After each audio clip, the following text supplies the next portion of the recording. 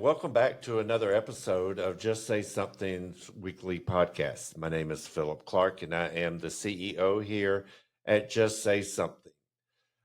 Before we get into today's topic, be sure to like, share, comment, um, um, Subscribe. subscribe. That's it. Thank you. Subscribe, teamwork.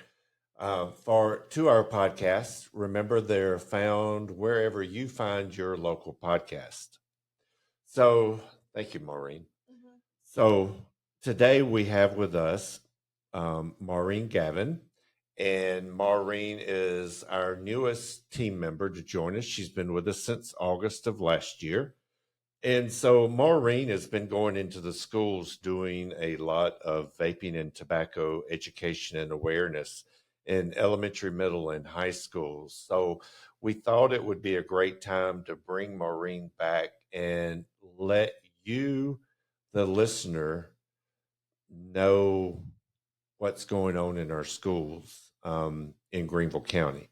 We're not going to name which schools these are, but we will let you know it's Greenville County. But just know it's not limited to just Greenville County, it's happening in your schools as well. So, Maureen, welcome back. Hi. Hi, Phil. And so, what? So you've been in the schools a good bit lately. Mhm. So tell us some of the things that you've heard and seen that our listeners um, might need to know. Yeah, so a little update. I think when we did the last podcast, we kind of mapped out what the plans were for this year, and we have gone into about 4 schools in the past month. We hit our first elementary school at the request of the school. So, administrators found a group of 6-year-olds, 7 of them, on the playground vaping. And so we did go in and conduct educational sessions for each class at the elementary school. And kind of what we found out is that a lot of the kids are getting the vapes from people that live in their apartment complexes, uncles, aunts, parents, older cousins. And something that we're finding is more common is that a lot of children, both in elementary and middle school, are getting the vapes from family members that are willingly giving them the vape. So they might have an uncle that's between the ages of 18 and 25, aunt same age giving them the vapes, and the kids are getting hooked. Some of the students were very emotional because that vape and are using those products. We had a student mention that his father was in the military and had a military injury and now has developed cancer, and he expressed uh, being very upset that both of his parents vape and that he wished at least only one of them vaped because he anticipates that um, both of his parents might become sick, ill, and potentially die from cancer. So Mm, it's pretty hard to hear. yeah, I could. Kids in elementary schools. That's crazy. Yeah, we we also went into our first middle school, and kind of the same story. A lot of the kids mentioned trying their first vape between the ages of 6 and 12, um, which is very young. And I do have a lot of adults, administrators, parents come up to me and tell me, my kid's not doing it, or at this school we don't. It's not that big of a problem. Um, it is, and the thing that we have to realize is that if one child brings a vape to school, there's endless amounts of students that could use that same product. So when we do go into the high schools, if you walk into the bathroom and I were to say, hey, what's going on in here? I'm going to see a swarm of 10 high schoolers running out of the same stall. They're pulling out vapes out of the toilets on a daily basis. Um, and so I think it's just naive for us to think that it's not a problem. And I would definitely love to hear more about what the school district and um, other organizations are doing to combat the issue. So when you say they're pulling them out of the toilet, first, who are they Hmm. and how are they? So the kids are throwing them in the toilet. Yeah, so the students have really creative places that they hide the vapes. So it could be in the ceiling of the bathroom, it could be in underneath trash cans, it could be behind the toilets.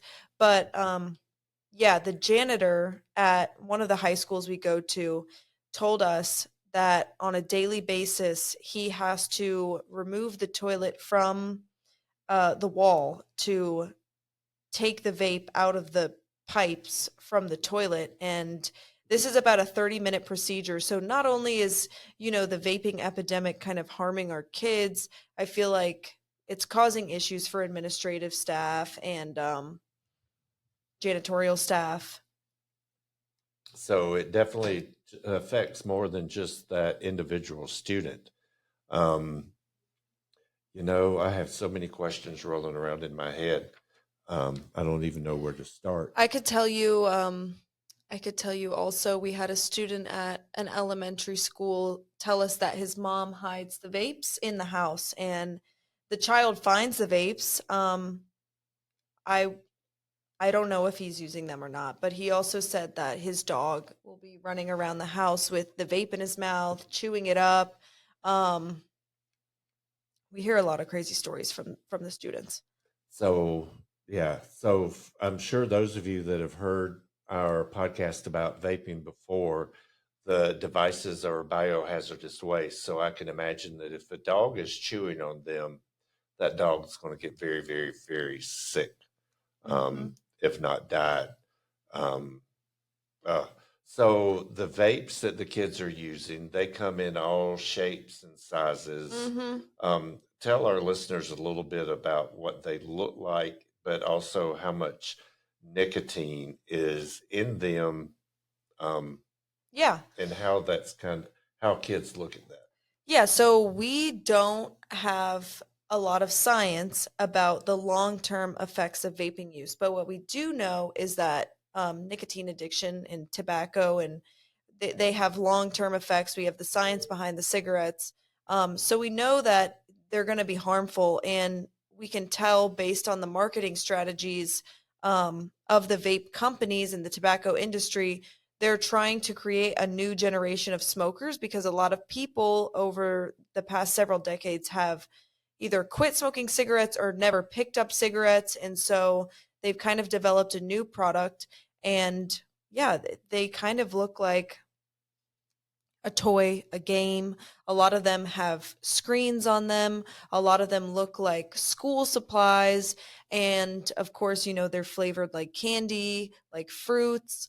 Um, for telling an elementary schooler not to use a vape is complicated because to them, it's a toy. It looks like a toy. It tastes like candy. And they're not seeing any negative side effects. Even for middle schoolers and high schools, you tell them, hey, um, this could cause your lungs to collapse. But to them, they're not experiencing anything negative at the time. It seems um, trivial. And so they just keep doing it. But we did have a doctor. Um, he primarily works with adolescents, and he kind of said he's having a lot more patients come in with vaping related injuries. And so there is an injury or a acronym for the injuries. It's called EVALI, and it stands for e-cigarette or vaping associated lung injuries. And this could include collapse of lungs. And the doctor actually said one of his patients, probably a 15-year-old, around 15, 16 years old, she actually said that both of her lungs collapsed. She was breathing out of a tube, and she said, this is a cool experience. Oh, wow. Yeah. Mm. Yeah. And that young girl was here in Greenville. In Greenville. Yeah. Yes. Yep. I know so many people think out there, well, that doesn't happen here. My kid wouldn't do this. When we hit tobacco real hard, average first age for use was 11 or 12. Mm-hmm. And so now what you're saying is now vape that they're starting as young as 6. Yeah, and I think, That's first grade. yeah, first grade. It's shocking, and I think it's hard. You go online and you search, you look for statistics, but I think it's an underreported problem. And I would say for me, going into the schools and talking to the students, I'm really able to gauge how the problem is. And I do feel like this is a prevalent issue among really, really young kids. It starts at a young age. Um, and with addiction, it's just the trajectory of someone that started vaping at 6 is just really poor. Right. There is a correlation between vaping and grades. Yes. And so that's something to think about. There are also studies that connect vaping with opioid use. Mhm. And so those of you, well, it's just a vape. Well, it might be today, but that doesn't mean what it'll be tomorrow.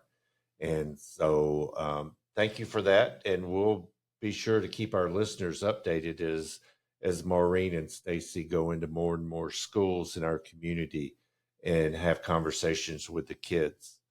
And that's what we want you to do here for Just Say Something.